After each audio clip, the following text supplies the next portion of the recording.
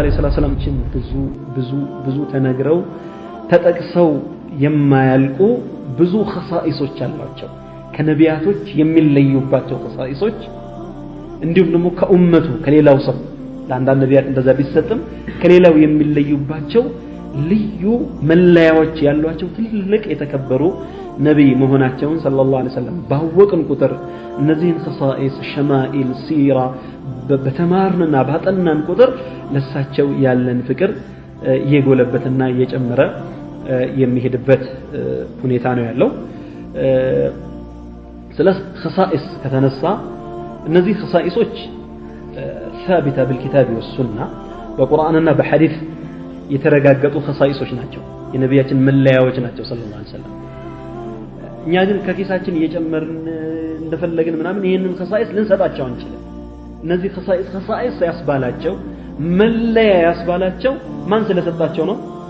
አላህ ስለሰጣቸው ነው ተባረከ ወተዓላ ከሌላው ስለለያቸው እንጂ ነብዩ የማይለዩበትን ነገር እኛ በግምት ልንላንችልም አሁን አንዳንድ ሰዎች ለምሳሌ አንሁ መخلوق من نور الله ስለ ነብዩ ኸሳኢስ ሲናገር ቆይቶ የሚቀላቅሏል ነብዩ ሰለላሁ ዐለይሂ ወሰለም ከአላህ ኑር ነው የተፈጠሩት አዑዙ ቢላህ ምን ማለት ነው ነብዩ ከአላህ ኑር ነው የተፈጠሩት ይሄ ሁሉው ነብዩን እንወዳለን እናከብራለን እናደንቃለን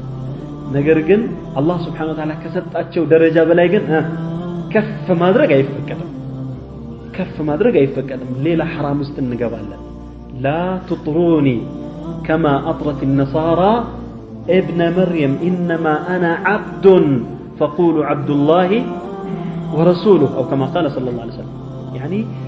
لذيا كريستيانوች የማርያም ልጅን ዒሳን ኢየሱስን ከውዴታ የተነሳ ከፍ